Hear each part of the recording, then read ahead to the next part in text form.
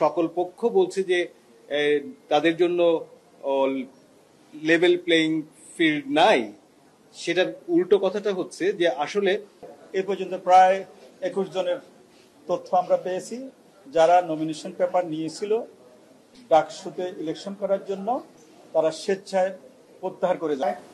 আপনারা জানেন যে হল সংসদ নির্বাচন এবং ডাকসু সব মিলে 1600।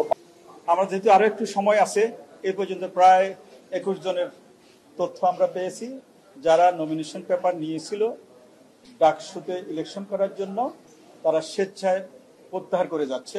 আমরা হয়তো আর কিছুক্ষণ পরে ফাইনাল স্ট্যাটিস্টিক্সে বলতে পারবো, কারণ শুধু প্রত্যাহার করলে হয় না, প্রত্যাহার করার সাথে সাথে তার ফর্মের সাথে তার যে অ্যাপ্লিকেশন সেটা মিলিয়ে দেখতে হয়। অনেক সময় দেখা যায় যে হ্যাঁ প্রত্যাহার করছে একজন, দেখা যাচ্ছে প্রার্থী আরেকজন, সেজন্য আমরা একটু সময় নিচ্ছি, সেগুলো মিলিয়ে দেখে আপনাকে ফাইনাল স্ট্যাটিস্টিক্সটা বলা যাবে।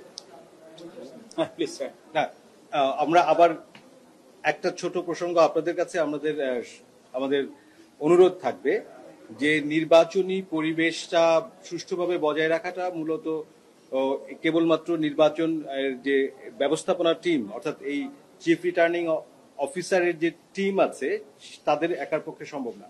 এটাতে আমাদের যারা প্রতিদ্বন্দ্বী প্রার্থী আছেন তাদের সকলের সহযোগিতা দরকার, তাদের পরস্পরের সহনশীলতা দরকার। আমার যারা শিক্ষার্থী আছেন, যে বিপুল সংখ্যক ভোটার আছেন, তাদের সবার সক্রিয় ভিজিলেন্স দরকার, তাদের নজরদারিত্ব দরকার। তো আমরা আশা করব যে আপনারা সেই জায়গাতে তাদেরকে সহযোগিতা করবেন, এবং যখন আপনারা দেখছেন যে সকল পক্ষ বলছে যে তাদের জন্য লেভেল প্লেইং ফিল্ড নাই, সেটার উল্টো কথাটা হচ্ছে যে আসলে তাহলে হয়তো ঠিকই আছে, কারণ যখন সকল পক্ষগুলোই অভিযোগটা করছে তাহলে কারোর জন্য যে পক্ষপাতিত্ব নেই সেটা প্রমাণ করে। তো আমরা আমাদের সীমিত সাধ্যের মধ্যে আমাদের বিশ্ববিদ্যালয়ের যে পরিবেশ এবং যে সাংস্কৃতিক গণতান্ত্রিক চর্চা আছে তার ভেতরে থেকে আমরা সর্বোচ্চ চেষ্টা করছি যে কোনো জায়গায় নির্বাচনী আচরণবিধি ভাঙা কিংবা নির্বাচনী প্রচার কার্যে যদি কোনো অসমতা দেখা দেয়, বৈষম্য দেখা দেয়, আমাদের কাছে সেটা লিখিত অভিযোগ আসলে পদ্ধতিগতভাবে আমরা সেটাকে অ্যাড্রেস করার চেষ্টা করছি। তবে মাথায় রাখতে হবে যে আমরা এটা আপনি অভিযোগ করলেই আমি কালকেই ঝাঁপিয়ে পড়তে পারি না, আমাকে পদ্ধতি মেনে চলতে হবে, বিধি মেনে চলতে হবে। সেটা চলে আমরা প্রত্যেকটি ইস্যুই আশা করছি অ্যাড্রেস করতে পারবো, এবং সবার জন্যই সুযোগ সমান রাখার ব্যাপারে আমরা পদক্ষেপ রাখবো, এবং সেই প্রতিশ্রুতি আমাদের আছে। স্যার, ভোট কেন্দ্রে হল কার্ড ছাড়া প্রবেশ করা যাবে না এরকম বিধান আছে।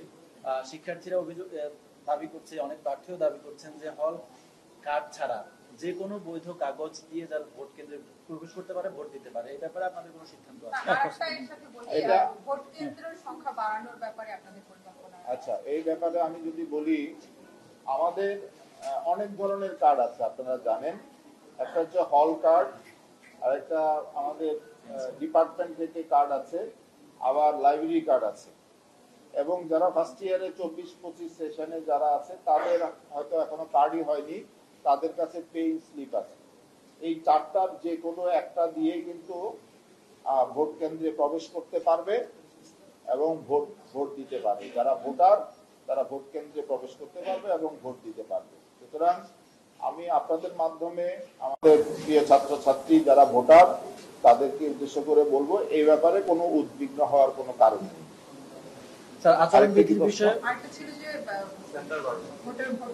ভোট কেন্দ্র আমাদের, আপনারা জানেন আমরা যখন তফসিল ঘোষণা করেছিলাম তখন 6টি ভোট কেন্দ্র আমরা বলেছিলাম, কিন্তু এখন এই মুহূর্তে আমাদের যেহেতু ছাত্রী এবং ছাত্র এটি প্রায় অনুপাত কাছাকাছি 48% এবং 52%, তো সেক্ষেত্রে আমরা ছাত্রীদের জন্য 4টি এবং ছাত্রদের জন্য 4টি, মোট 8টি কেন্দ্র আমরা নির্ধারণ করেছি।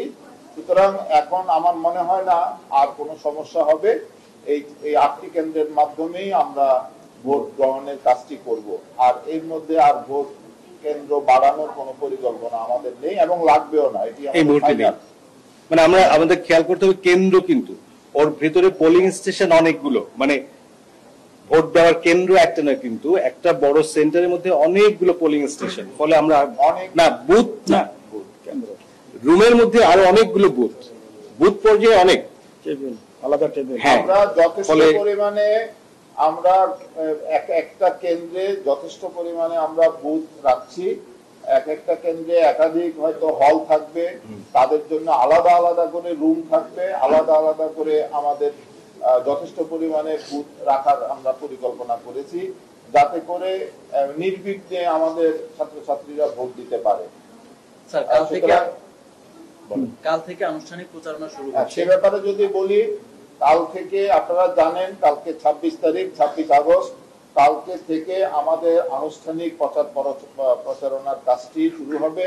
আমরা আগামীকাল 11টার সময়, আপনারা জানেন যে হল সংসদ নির্বাচন এবং ডাকসু সব মিলে 1600 প্রার্থী, তো সবার সাথে হয়তো আমরা একসাথে বসতে পারবো না, কিন্তু আমরা হল সংসদ এবং ডাকসু ভিপি জিএস এজিএস দের সাথে আগামীকাল 11টায় আমরা আচরণবিধি মান্য করা সহ, আমরা যেহেতু কালকে থেকে আনুষ্ঠানিক প্রচারণা শুরু হবে, তার প্রাক্কালে আমরা তাদের সাথে আনুষ্ঠানিকভাবে ভিপি জিএস এবং এজিএস দের সাথে একটু বৈঠক করার আমরা পরিকল্পনা করেছি।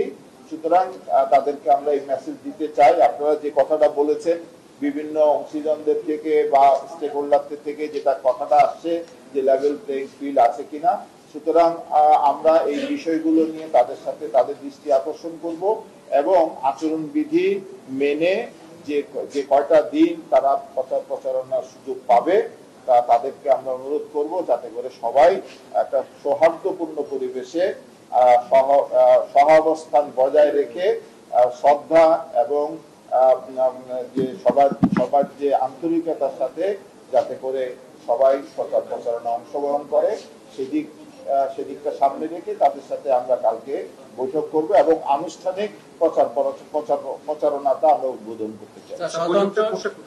বৈঠকটা সিনেট হলেই হবে কালকে 11টার সময়। আমরা ভিপি জিএস এবং এজিএস ওনাদের যে সবার সাথে, যেহেতু 1600 সবার সাথে আসলে বসার মতো স্কোপ এখানে নেই, জায়গাও নেই, সেজন্য ডাকসু এবং হল পর্যায়ে আমরা একটা স্টেক হোল্ডারের সাথে আমরা বসবো।